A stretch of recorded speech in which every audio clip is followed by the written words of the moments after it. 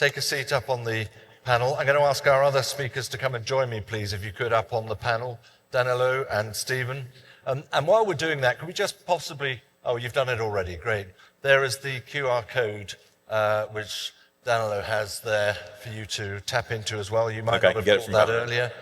There are plenty of you I can see keen to take that really snapshot. Thank you. And little wonder, you got that, great. I'm very keen to get your questions in here, but I'm honestly struggling as to where to start because my mind is boggling a bit here. I thought, interestingly, Todd, something you said very near the end there was you talked about the issue of trust and getting over that loss of trust, perhaps, that might come into the use of AI. And yet the message here seems to be, and I was getting it from Danilo, which is, as we go into AGI, I think, agentic intelligence, you're handing everything over to AI. And to me, and I suspect to many people here, if we start from the reluctant viewer perspective, that is a real worry. So is that a reasonable question to ask? I'll start with you. I don't think handing things over is the right perspective. I think, similar to what Danilo pointed out, finding the right jobs for AI is important, not handing all the jobs over. And when we find the right jobs and we all agree that those are the right jobs, then we get trust among us because we know specifically what the AI is tasked with doing. And it might be about gathering information for us to make a decision together. So I think we need to shift the narrative from handing it over or being overwhelmed by AI to working together and understanding what AI can do well and what humans do well. So you're not saying AI becomes the sense maker. It's just providing a list of options? AI can help us make sense of things, but we're all going to share an understanding of what that data is that's being used. So that way we all share an understanding of the same data, and then we all share an understanding of the conclusions the AI arrived at from it. So it's not just assuming AI knows what to do, because it won't. We need to help it. Okay, Danilo, you gave us the big overview and the perfect storm, or imperfect storm for many of us, and it seems to be here already, though. But if we sort of boil down to some specifics, what do you see as the biggest benefits, actually, that AI can bring to a sport like racing? I think one thing that we could do is learn from other industries. And one thing that I see AI being used really well is looking at fraud prevention, the integrity piece of the sport. There is a beauty to sport being able to be fluid and to go in all sorts of directions. But I think now we live in an era where, making sure that the results are correct is really, really important, especially when there is gambling and there's other things on top of the sport as well. I think the other thing as well is... And sorry, on that point, sure. Let's start on that for a moment. Do you mean take that out of the hands of stewards even, and fully AI? In a way, I think in the Olympics, gymnastics started to do AI refereeing and stuff. Sorry. Correct. So you see a lot of sports going in this direction. Football with, when the ref does this. It happens a lot, and I keep bringing up Formula One, but I think it's a great use case for the horse racing industry. There's a lot we can learn from that. The second thing I would say is preventative. When the horse is going to get injured, predicting that ahead of time. So using AI for predictive elements of the sport. And then, of course, if you know something's going to happen to the jockey or the horse ahead of time, you can adapt and do things to help prevent it or reduce the risk of it happening. And I think the other thing is, the third one, which I think is probably the most interesting, is there are so many revenue opportunities in the world of horse racing which are not tapped in today. And this is what I was alluding to before with hyper-personalization. It's really looking at finding ways to create new experiences that people have not had before, modernizing the sport as well so that younger people watch horse racing. Again, I go back to Formula One. There was a certain age group that was watching Formula One, and they've modernized a lot of the experiences now. WhatsApp groups for the drivers. The digital avatar for Fernando Alonso was actually my team who made that, and he can now talk to his fans. It's his AI avatar, and people know that, but people love talking to his avatar. So, we can bring, the jockeys to life, the horses to life, create characters around them, create stories around them. So there's a whole personalization piece which I think AI could bring as well. That's very interesting. We've heard a lot already in the course of the conference about efforts to improve fan engagement and great innovative ideas. That obviously throws very much into the melting pot. You talked there about preventive measures as well. Stephen, I want to bring you in on that. I mean, there's been, it seems to me, a bit of a sea change in terms of injury detection, scanning, PET scanning, efforts to look after the horse in the last few years, within racing anyway. You obviously think there's more that can be done there, but what about the jockeys? I mean, they're probably much easier to work with and to understand in terms of data gathering and then coaching. Yeah, I think, listen, both the athlete, the jockey as the athlete and the horse as the athlete, I think there's an opportunity for further instrumentation of both. And there's probably also insights that can be driven from the coupling of those together as well, right? We look in the world of like human performance, and we look at things like in professional soccer, there's been a lot of research over the last number of years around the concept of cohesion. So it isn't just about having the best talent on the field, it's actually about how do they complement each other and how do they work together. And I think there's probably an opportunity for concepts like that with different types of jockeys that operate in different types of ways that will complement horses in different ways as well. But components like that or insights like that feel far away because of where we're at within the world of equine performance today. I think where this industry needs to start is far simpler. There's already been a huge push towards digitization. There is masses of information being collected across both training, medical welfare, and high performance. It's about actually the connectivity of that and starting to develop some simple principles. I think there's a huge fear from my interaction with the industry. There's a fear that there are legacy coaches and staff within this industry that have built up huge domain knowledge, and they're real experts within their field, and they're trusted because of that expertise. And I think there is a resistance from that cohort, or a large portion of that cohort today, to adopt technology, to adopt analytics, and to be able to bring it in because they feel like it's going to undermine them. And we saw that in the world of human performance. I've seen it firsthand from my role working in professional sport, and now progressing into different teams and leagues all over the globe. And I think when you actually switch that mindset, you get people to understand it's not about questioning you, it's not about undermining you. In fact, actually, it's about empowering you. It's about that these coaches or these experts do have expertise. They've been around the industry for so long. When you help them to understand that the questions that they're asking, that we can objectify those, we can quantify those, when they start to see that they can either confirm a hypothesis or completely reject it, and they can understand why, their mindset starts to shift. So I think we need to be more aggressive and assertive in this industry about our adoption of analytics, specifically on the medical welfare high performance side.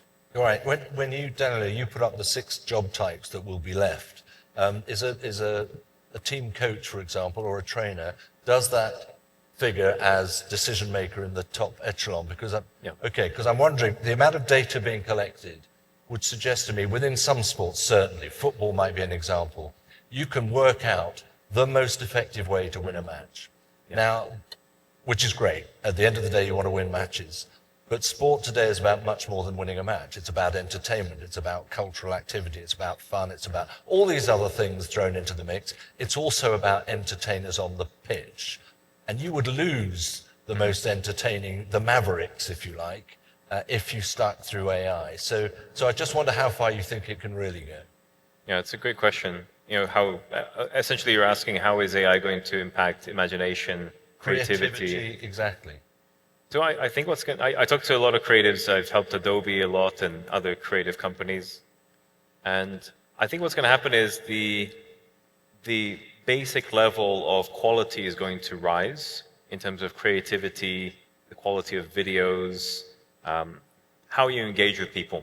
So the people that were really bad at that, they'll just get better collectively. So that's a good thing. But the bad side of creativity and AI is, we understand very well what makes a human click on something, what makes a human buy something, watch something. And that understanding can be industrialized to the point where we have such a high level of dopamine hits every single day because the algorithms understand how to make us have an emotion or do something. So I think what will happen is we already have a term in the industry called digital dementia, where as you're going through social media and you're scrolling, every scroll is impacting you, is making you feel an emotion. So I think a new trend that's going to start to happen very soon is trying to use AI to augment authenticity and bring back the less perfect things, the less perfect videos, more real life scenarios. So I think we're going to go into new territory when it comes to creativity. So the baseline will improve, but the really creative people are going to come up with completely new experiences, which I think will make things more creative over the space of time. I suppose, Todd, one of the points about AI is it frees us up, does it, to become more creative? I think so. And I think it's not just freeing us up, but it can also partner with us, in ways that previously it might not have been efficient or possible. I mean, for instance, there are times when I'll use an AI tool that runs like a RAG pipeline, which basically means I put all my information in one area and I only query that information. So I'm not going out to the internet. And what I'll do is I'll put somebody I admire their work in a certain space in there. And then I'll start interrogating it relative to my work. I'll be like, what would this researcher say about what I'm doing? And I'm able to get answers based on their actual work with references to their actual work. And so it's helping me expand my own creativity in a more effective, efficient way. And I think that's an exciting element of, using AI to improve creativity. And also on the other side of sort of freeing us up. We carry a heavy mental load of stats and other things around us when the things that are measurable, we should have it, so that way, as a coach, I can focus on the intangibles because it's often those intangibles that make the difference. It's not necessarily ultimately having the 5 best players on a basketball court. It might be having statistically 1 best player and 4 really good teammates around him that equals the win. And this is like really legitimate. I mean, I had this conversation with the GM of basketball at Stanford, Eric Revno, and he said exactly that. We don't recruit for a team of 5 all-stars. We recruit for a team that will play well together. Okay, thank you for that. We've got some questions coming in now, and I'm going to turn to some of those because they do apply more directly to this room and to this world. Stephen, here's one for you that's come in. Could data analytics be used to calculate the ideal foal crop size based on how many horses are likely to make it to the races and then through the different grades? Yeah, I think it's absolutely like bang on the nose kind of use case, actually. I think AI and analytics can also be used for the types of like cross pairings that we could jump into from a breeding perspective as well. So I think there's a huge opportunity on the breeding side, and again, it's something that in the world of human performance we don't get to play around like that and decide who might mate with who, and then why that would ultimately lead to a better potential outcome, a better genetic outcome. And I think I think there's opportunity for AI to completely revolutionize the way that we think about breeding today, and especially when you see how much money is involved. When you have, owners paying $250,000 for like a breeding opportunity with another horse, and you're crossing your fingers and closing your eyes and hoping that that's going to work out. I think the opportunity to be able to improve that potential likelihood is one that's going to be worth a hell of a lot of money. Thank you for that. I've got another question here, but perhaps runs across the panel a bit. As horse racing is a unique sector within the sports and leisure industry, what do you see as the most significant challenge or obstacle in integrating AI technologies into live sporting environments? I guess it depends on you've been involved in live sporting. in what manner. environment. You know, I mean, for instance, for the Paris Olympics, we developed technology that could be trained to capture highlights, for instance, in a sport or a specific kind of thing, like in basketball, every three-point shot. But we could go even more precise and go, I want every three-point shot by a French player. I want every three-point shot by an Ethiopian player. And that way we started to sort of democratize live coverage because people could see their favorite. And people in different parts of the world all got the same coverage. They weren't forced to look at, you know, whoever their broadcasting's dominant audience is. Like they weren't forced, people aren't forced to look at just the American athletes. You know, if I live in Africa or if I live in China, I'm looking at my local athlete. And that was never really possible until the last couple of years with AI. So I presume, Danilo, with AI again, if you want to follow one particular horse from one particular angle, it's there instantly for every horse, for every jockey, for every race. That's the sort of offer. That's the thing. I think in a lot of sports, people follow people, teams, right? There's a certain fan base. And it's not like they just watch horse racing entirely. They want to follow a certain jockey, a certain horse, a certain event. So I go back to hyper-personalization. I think that's going to be key to just keeping people engaged. Not just on the actual event itself, but off the event as well. You know, while the horse is going through training, while the jockey is trying, you know, new routines, new diets, you know, all of that can be part of the story and part of the engagement, you know, for the fans. You talked about we're into an era of chaos. We'll eventually get to a moment of enlightenment, but we're a long way from that at the moment. And these two questions actually really reference, I think, the stage of chaos that perhaps we're in at the moment. Philip Newton says, AI relies upon the information that already exists. How can this process separate truth from untruth? And are we all at risk of rubbish in, rubbish out? And we can see it all every day ourselves on the mobile. If you want to go on Instagram, you see rubbish in, rubbish out, and you can't tell the difference half the time. So it's a very valid question, I think. So, of course, we're going to see an acceleration of information because of AI, because it can make its own information and even post it now and make videos by itself and images. So that's a very dangerous thing, especially around elections. A lot of people don't know this, but the reason why ChatGPT 4 came out a month after the US elections was exactly because of this, because people could have used it to manipulate the US elections. So, you know, the other problem is, though, humans are not very good at this either. Humans are easily manipulated as well.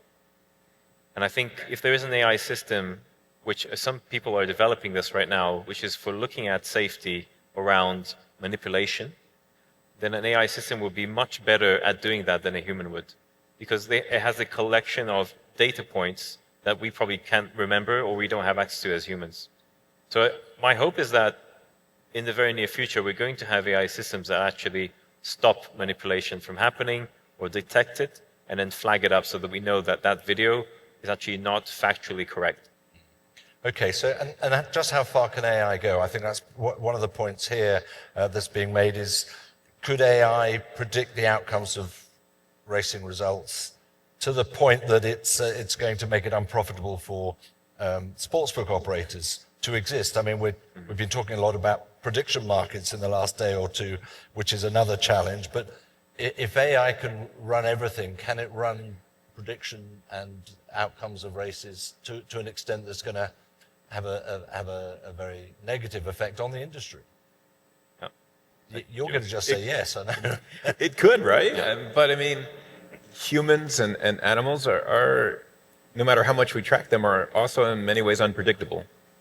You know, so yes, AI will probably have a high percentage win rate of, you know, choosing the right horses or choosing the right winners. But at the same time, I don't think it'll be 100% because you have injury, you have overperformance on a certain day, you have underperformance on a certain day. And yes, you could add these to AI models, you know, this horse has been under the weather, and you know. I think you'll have a better idea from a trainer's perspective. They'll have a better idea of how likely their animals are to perform. I'm not sure we'll get to the point that betting industry will be completely eroded because we have aspects that their public domain are never going to have access to, which is like what happened in training all week in the lead up or for multiple weeks in the lead up to a competition. You're never going to have access to recovery data on the animals, what they were fed, to how what they've drank, etc. Trainers may have those insights and they'll have a much heightened idea. So I think for trainers and owners, they may get to a position where they really know where to put their chips. I'm not sure the gambling industry and I'm not sure the access to that data would ever be opened up into a public domain to really have an influence.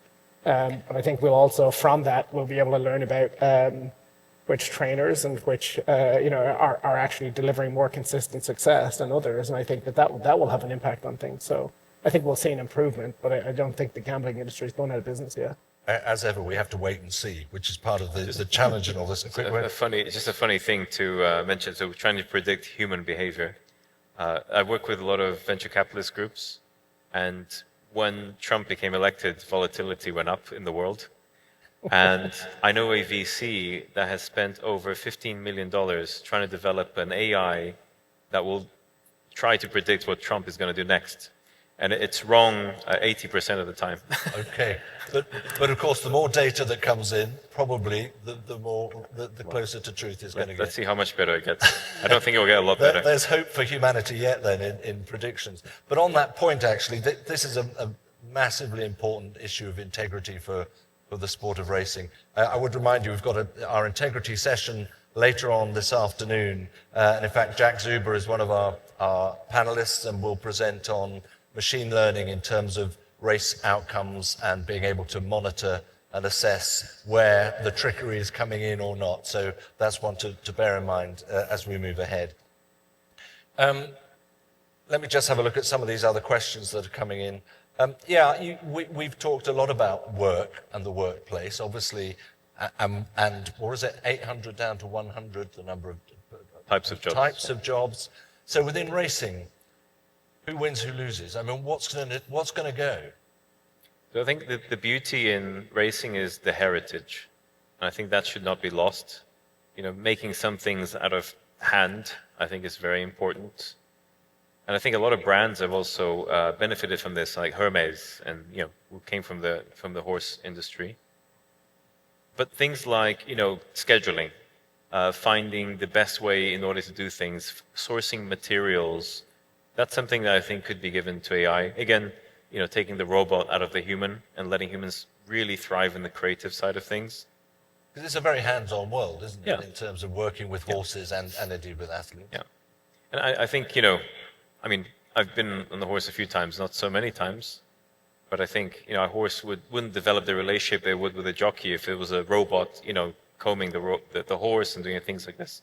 The second thing I think will, in the future of work in this space, is I think every team will eventually need to have a sort of AI whiz that will look at the data, look at the connectors, the data points, sensors, and come up with analytics, about the horse, the jockey, the race course, and deliver that back to the team so that they can make better decisions and be better prepared.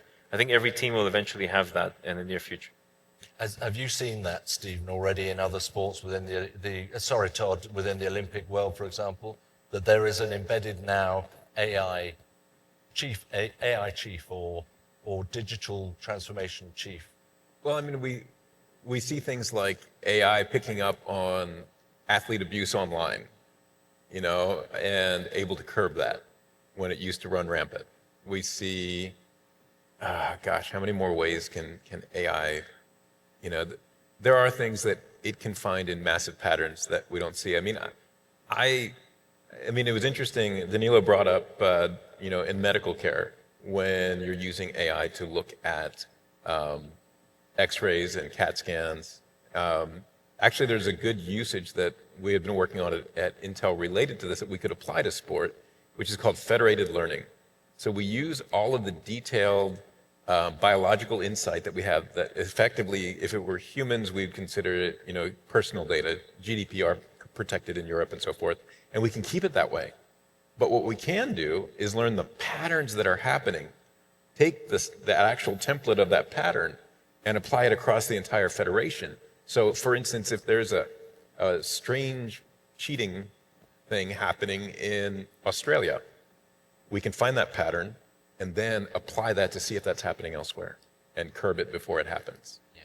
So federated learning, I think, is an opportunity across large federations to really protect personal data, protect private data, while at the same time leveraging the good side of AI that isn't being leveraged fully. Just want to come back to you, Stephen, on from a couple of questions I've got here from the audience also about data on the horse compared to the jockey, for example. You can talk to the jockey. You can pick up all the data in the world. Not always a good thing. Well, at least you have that opportunity. You could talk to the horse, but you're not going to get a lot back directly from the horse.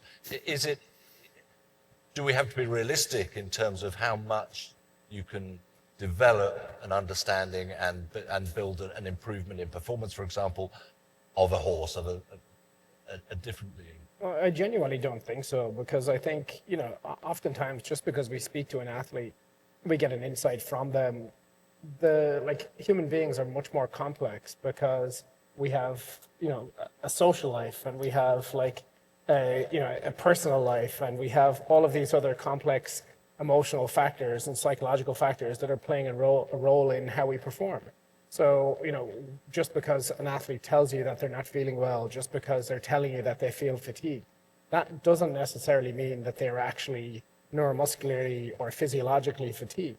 That may mean that they're psychosocially fatigued. It might mean that they're, it could be indicative of something completely else within their personal life. And that requires a completely different intervention. So human beings are much more complex from that perspective. I think, we have ways today based on, Todd showed some really interesting photographs of, biomechanical evaluation. Markerless biomechanical evaluation is now rampant within the world of high performance. So in every NFL game and every NBA game, there are multiple cameras set up around the stadiums. They're tracking 27 skeletal locations on the athletes. We know not just where the athlete is and how fast they're moving, we know how their ankle is, how their knee is, how their hip is, how their shoulder is, etc. That allows us to start to understand signs of fatigue. We can see that breakdown. We can see changes in mechanics as the athlete is performing. So we don't necessarily need the athlete to tell us they're feeling fatigued. We actually have markers that are indicative of those type of things happening. So I think within the world of equine performance, we'll see exactly the same thing. We have ways of measuring their breathing rate. We have ways of measuring testosterone and cortisol. We have we have so many different markers that help us to understand the capacity and capability of the performer, whether that's a human or an animal. And we have so many different ways of understanding how they're responding and how they're recovering, that of course you need to have a conversation with a human, because the expectation is that you're treating them as a human. It is not a necessity. And therefore I actually think that operating with an equine athlete in many ways would be so much simpler and so much easier to be able to manage that, because there's less complexity. But it's interesting, one of the things you pointed out in your presentation was about speed. And the speed hasn't changed over many years in terms of top speeds for racehorses. I mean, there'll be a segment here who aren't interested in more speed. They want better welfare for the horse, perhaps. They want more durability. They want more injury prevention. And I just think that it raises a question about who drives some of these AI opportunities. But those two things don't have to be mutually exclusive. Improving somebody's physical capacity doesn't have to be at the detriment of their welfare or health. And I actually think that that's a really worthwhile discussion, because I think today we have athletes that are being trained in ways that are clearly not working, are clearly having minimal, if any, impact. And we also don't know whether they're just completely overloading equine athletes in ways that actually just don't make a difference. Whereas there is no good physiological or neuromuscular reason why equine performance is not improving. It is insane. It is insane. I raised the question, I'll come in a minute, Danilo, because I think there is that sense of it's going to take over the world. It's going to take us over a little bit. And you made the point about the importance for boards to understand, and the governance, and ultimately the real decisions, the directions still will be driven by us. And that, I suppose, is the key message. Yeah. Just one thing quickly on welfare. Yeah. My team and I were doing some work with NOAA, the National Atmospheric Association of the US, which they basically control all of the weather predictions, which the US has a lot of hurricanes, thunderstorms. And one thing we started to look at is when weather changes, animal migration changes. And animals are very good predictors of the weather. So we've started to look at, can we look at animal behavior? Can we look at the noises that animals make so that one day in the near future we could decode animal language? And already we started to be able to decode dolphin language to quite a high accuracy, whales as well. So, what if one day we could decode horse language into human language and back and forth? I think that is something that is actually achievable over the next 10 years. Yeah, I was thinking down that same path. If we observe the horse's behavior, we're going to learn. I think there are going to be some social elements. There are going to be some psychological elements, when the trainer they trust is there, when they're surrounded by maybe a horse that they're often near, people, smells, and I think we can certainly start instrumenting and start, measuring all this stuff and then start to see patterns. We're right up on the clock here, and we've gone over the clock actually, to be honest, because there's a lot of interest going on in this world and we need to know more. And to that point, as a last thought, Danilo, here's a question that's just come in at the end. You said education is the first step for leaders to understand AI. So if you've got no idea about AI, and I'm sure there will be some here who have little idea, where'd you start? After your presentation, of course. No. Well, I'm going to say something that's probably unexpected. So taking a course on AI is probably one of the worst things you could do. And I'll explain why. So I'll give you an example. When I did the course for GenAI for LinkedIn Learning, one of the biggest online learning platforms, it takes 9 months to turn a course around and to publish it. So all of the courses which are available online, they're old and they're obsolete. I think the only courses which are worth taking are courses which are more around frameworks and models that have stood the test of time, and not necessarily about which AI model is better than the other and for what.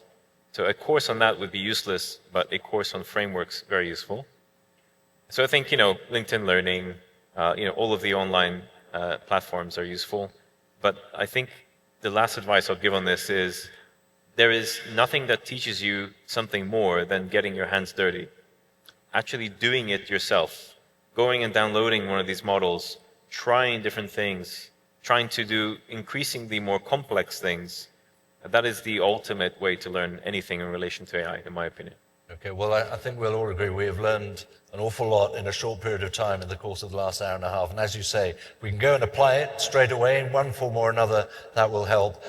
This has been hugely beneficial, I'm sure, to everyone here in the room.